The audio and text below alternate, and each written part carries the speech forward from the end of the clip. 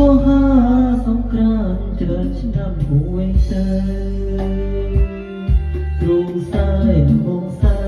អ្នកព្រួយក្រែងពើឆាប់លេងរឿងដើរឿងបាត់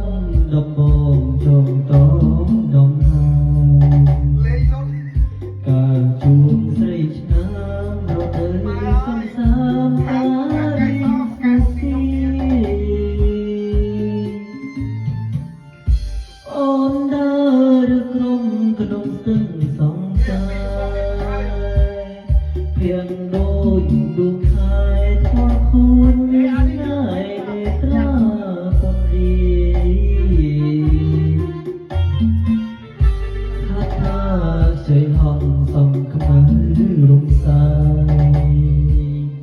បងគុណមិនណាយក្រខ្លួនចោកឆាយរែងសំណាញ់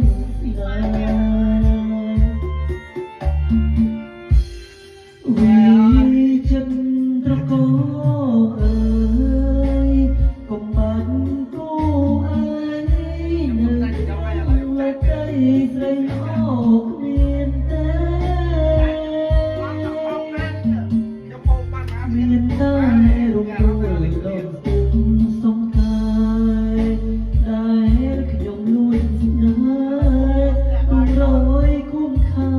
ក៏នៅចាំចោអីលើរដូវកាលមើលវិញទ្រង់សែនទុំដេញខ្ញុំកំបងដេញបាត់តាមួយតោត្រីក្រំអូនស្លាប់នៅក្នុងដប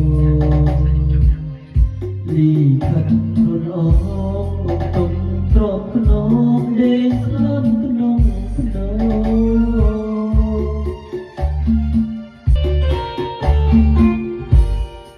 វិ